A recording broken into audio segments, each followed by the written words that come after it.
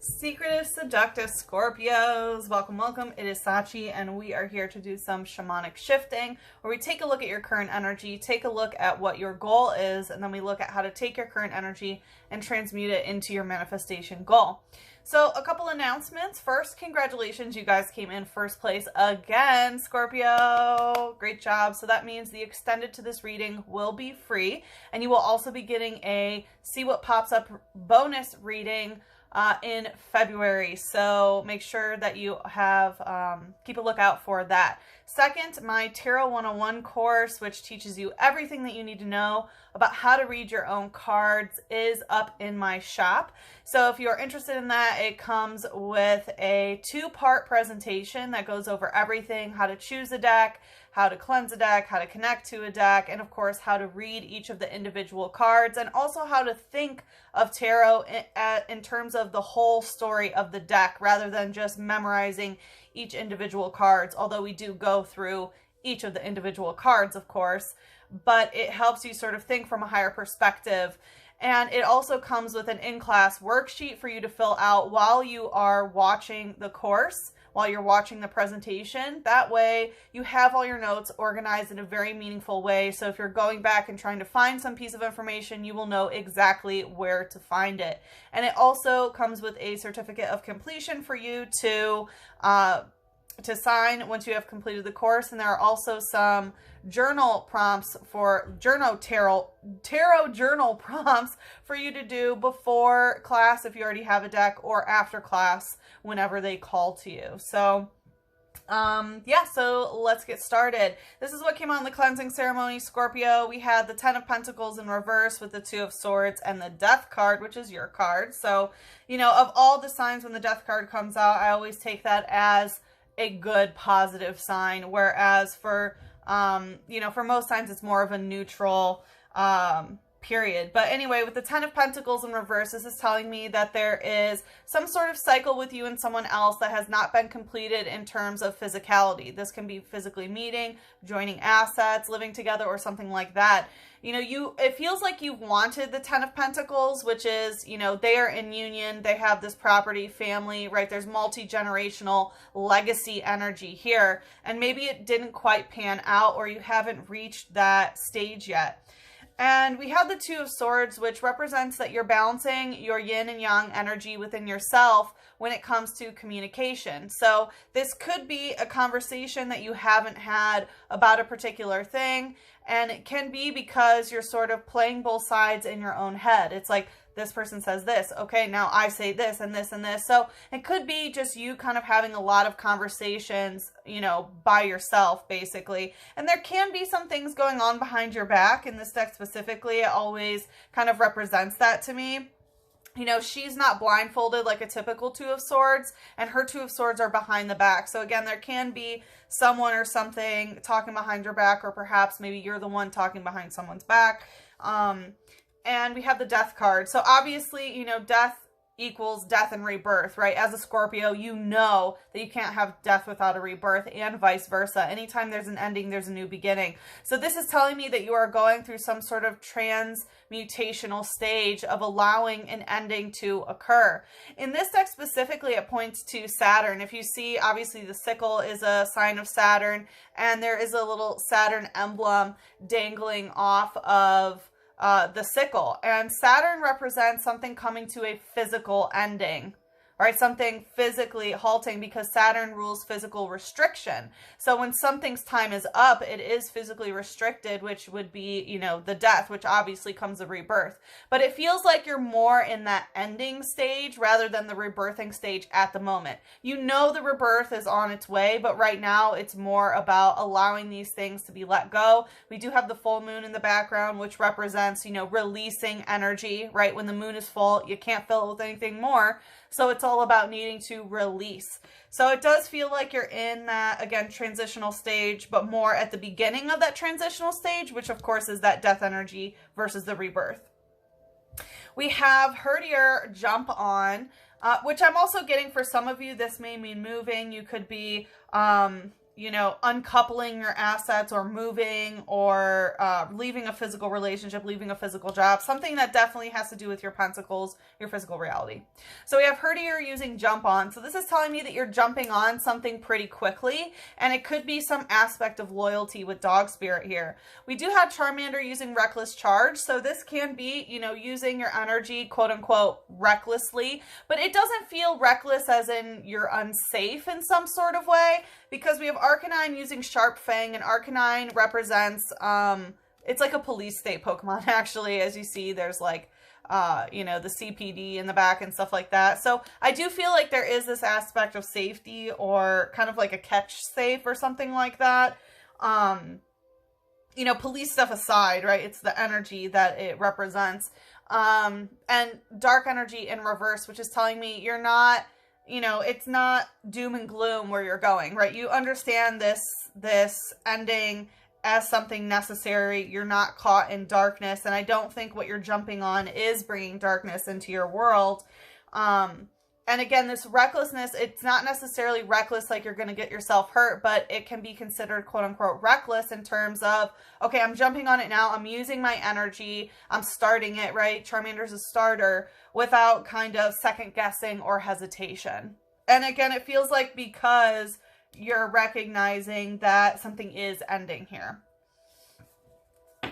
So anyway, that's what came out in the cleansing ceremony, giving us a little bit of a hint of kind of the energy that's being cleared here. So as I mentioned, we are doing a shamanic shifting. So we are going to take a look at your current energy, your manifestation goal, and in the extended, we will look at how to take your current energy and transmute it into your goal. And as I mentioned, because you guys came in first place, you tied with Libra for first place, but you guys were first place last month, so that means you come in first.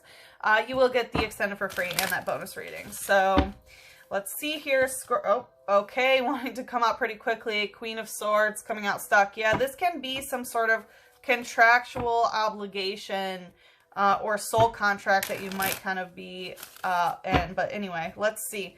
What's in your current energy here, Scorpio? What's in your current energy? Ooh. Oh, wow. Amazing. Okay. High Priestess, Star, and Four of Cups. So this is pretty good energy overall. We have High Priestess, very intuitive, trusting your intuition, you know, connected to higher powers, very much in your spiritual prowess is what I'm getting. Yeah, very, very connected here. And with the Star connected to the celestial heavens, you may be using the sky, actual sky for answers, connecting to the heavens. And Star represents divine alignment. So we see that you are in the process of getting more and more divinely aligned. And it's through your spiritual practices and, you know, embodying this High Priestess energy, this very yin, connected to the unseen realms energy. With the Four of Cups, you may be working on your emotional foundation, your emotional roots. He has a crab on his head, which can be, you know, a lot of mother wounding or, you know, mothering energy within you that's on your mind of like, what do I want to mother? What do I want to nurture? What kind of emotional foundation am I building for myself and with others? And it seems like the only emotional foundation that you really want to focus on is that which is aligned with you, specifically spiritually. Four of Cups traditionally has a different meaning. In this deck specifically, it points to meditation, looking within, and understanding what is really in your cups and what you want in your cups. So, yeah, it seems like in really good energy, Scorpio. Let's see what's the light energy. Going right to the High Priestess, we have Nidoran using Horn Hazard. So it seems like your heart chakra may be, you know, this horn hazard. There can be a little bit of hazardous energy in terms of the horn, which I take as two ways. One, you might be very, you know, your heart may be, you know, sending out hazard signs in terms of whoever is like horny towards you. So being very selective of, you know, who you allow in or on your temple, basically, because again, the High Priestess, it's like, you know, you cannot enter the High Priestess's temple, whether that's where she physically is or her body, without being spiritually aligned, right? She's not going to create an emotional foundation or an emotional foundation is necessary before that happens, basically, right? And so I do feel like the heart chakra is kind of warning of certain things. And also, Nidoran's horn is known for shooting out poison. So it feels like you are also very aware of the scorpionic propensity of poison, of being attracted to poison or poisoning others, right? It's that famous scorpion sting that we all have the propensity to use or be attracted to. And there's nothing wrong with being aware, right? So it does seem like your heart may be a little bit hazardous because of some past poisonous situations where you don't want to be going through that type of emotional poison again. And again, it went right to the High Priestess, so you are very intuitive about what your heart is telling you. It says, stiffens its ears to sense danger. The larger, more powerful of its horns secretes venom. Yeah, so it's talking about stiffening the ears to sense danger. So it seems like the High Priestess, the way that you are, tuning into things, whether it is your actual ears. So some of you may be having a lot of more clear audience downloads and things like that. But, your heart chakra is alerting you if there is danger. And again, there is this horn, right, that can secrete venom, which again is that scorpionic sting. So it's like you're not releasing that sting. You're not, there's no pin missile going on or, any actual attacks. But it's your heart that's warning you that, hey, when there's danger, there's danger because you will start feeling that poison in you. Not necessarily that anyone's getting stung or anything like that at this moment, but your heart is basically the telltale sign here. Let's see what's the shadow here. Okay, quite a bit. We have Raticate using Bite, Trainer De-Evolution Spray, and Woobat using Supersonic. So it seems with Raticate using Bite, there could be, Rat Spirit can represent, things that are very... Well, it can represent like disease. And so again, I feel like maybe if there's someone who really wants you, you may naturally be repelled from them because they have some sort of disease that they can transmit towards you. Rat Spirit also represents, it's kind of like a cunning energy, but also kind of like a pack rat. Like the year 2020 was the year of the rat, if that tells you anything. So it can be a lot of fear. It can be, right, like rats and mice, they move very quickly because they're very hyper vigilant. So there can be a little bit of this hyper vigilance with Bite here. There can be this energy of like, I'm hearing like, like once you get bit once, you're kind of on edge. So I feel like, again, your heart was hurt. You went through some sort of poisonous situation, and now you're very kind of hyper aware, which again is why your ears are very much stiffened for any sense of danger. And with, well, let's see what it says. It says it uses its whiskers to maintain its balance. It seems to slow down if they are cut off. So yeah, it's talking about maintaining its balance. And again, I do feel like you are trying to keep your own balance. If you see, the High Priestess has the black and white pillar, which represents the yin and the yang energy. And the star, it's balancing by pouring out water onto land and into water. So there is this aspect of maintaining your balance when it comes to, spiritual alignment. And so this aspect of like whiskers getting cut off, again, it seems like maybe you, it's like, again, in the past, you ended up getting bit by something, which kind of cut your whiskers off, got rid of your balance. And now you're trying to recalibrate yourself. And again, that's why there is this kind of like hypervigilance here. We have Trainer De-Evolution Spray. So trainers, of course, indicate somebody else's energy. So it seems like someone else is around you that's trying to cause you to de-evolve, right? It's kind of like someone who's triggering your descension point rather than your ascension point in your natal chart, right? They're causing you to try to spiritually descend. So it seems like this person may be a bit lower vibrational. Again, they may have some sort of disease or something like that. And they are trying to, and again, that's why you're sort of feeling this danger. Your heart is giving you these things because they're trying to get you to de-evolve in some sort of way.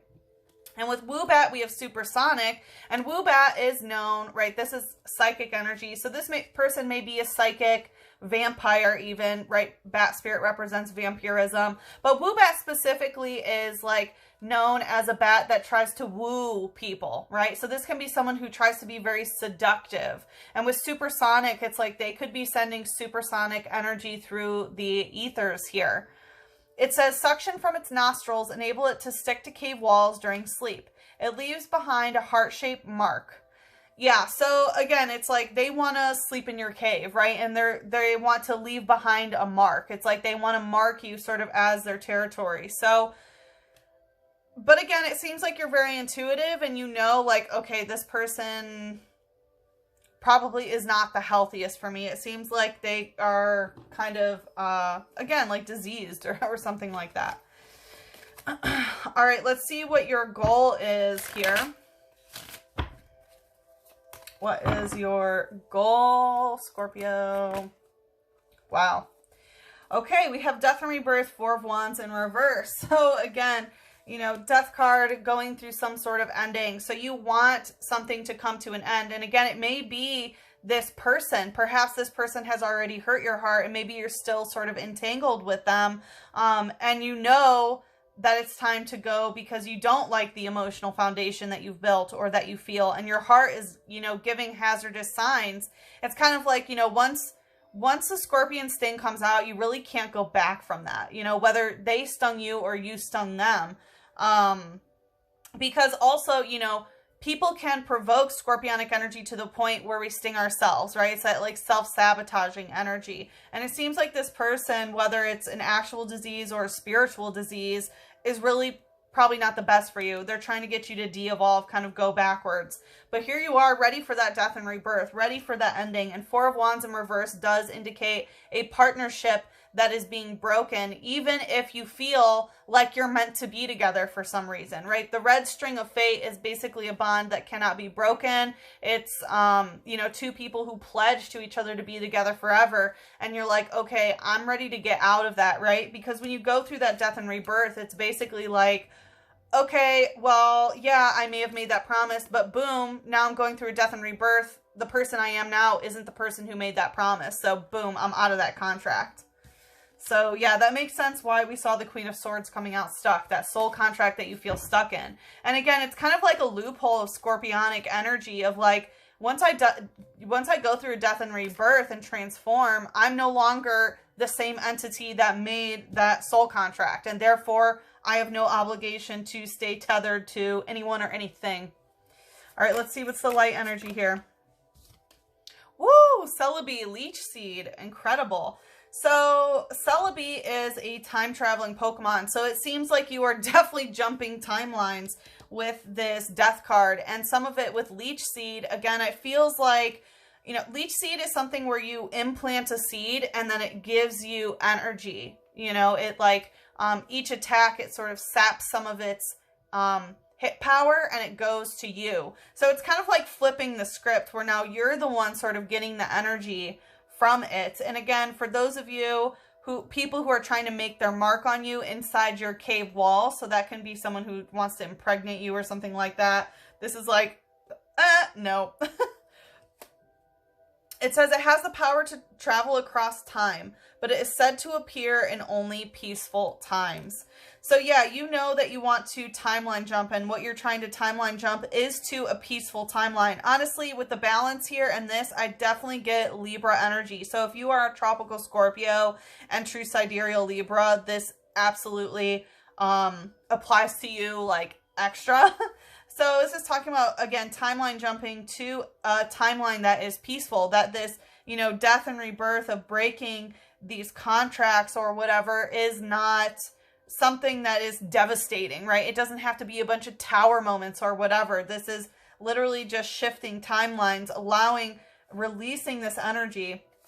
But you may even know that, you know, you can't jump timelines through chaos anymore because that's not the energy that you utilize to hop the timeline. So you may be very aware, because it's coming out in the light, that you need peace in your heart chakra in order to do this properly. Let's see what's the shadow here. We have Bergamite using tackle. So you know that this is something that you need to tackle here.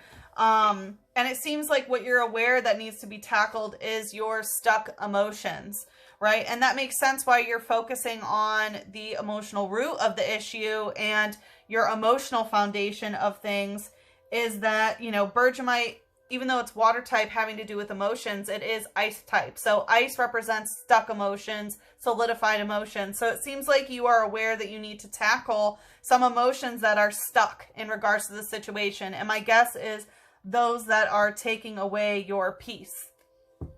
It says, it blocks opponent's attacks with ice that shields its body. It uses cold air to repair any cracks with new ice. So this is talking about sort of basically blocking out energy, right? Like being cold. It seems like you're trying to, again, sort of be cold, cut off this energy. And anytime that certain air tries to get in, certain communication that tries to get in, likely communication that tries to rob you of peace, that you fill that crack in with that cold ice, right? So it feels like a very protective mechanism of your emotional body here. All right, so we are going to head into the extended. As I mentioned, that is free for you. So if you click the link on the description box below, you will have access to the extended for free. But let's pull a couple oracles for you to head into the extended. So I'm going to pull a unicorn card. So unicorns are timeline jumping helpers. They take you of the timeline where you are now, where you want to go, and rip space-time so that you can make that jump, specifically to get on your North Node, your soul's mission. So let's just see what the unicorns would like to say. I do have a unicorn workshop in my shop if you're interested about that, which is a timeline jumping workshop. All right, let's see. We have Violet Flame. Invoke the cosmic diamond Violet Flame. Transmute all that is not love. And, you know, for some of you, the Four of Wands is my card of twin flame. So with Four of Wands in reverse, this can be that you are allowing something to die that is not actually a twin flame connection. And Violet Flame I always take as like twin flame energy because it is very psychically connected. So you are being asked to invoke the cosmic diamond Violet Flame, which is clearing out your third eye, which makes sense why the Star and High Priestess is there, and transmute all that is not love. Because again, when you have total love in your heart, that's when your heart is at peace. If it's not at peace, you won't be able to make this timeline jump that you are desiring. So as I mentioned, we are going to head into the extended. Oh, let me just do one more. Let's do an animal oracle for you. Kangaroo, be a force for good. Archangels Raquiel, Gracissa, and Sandalphon.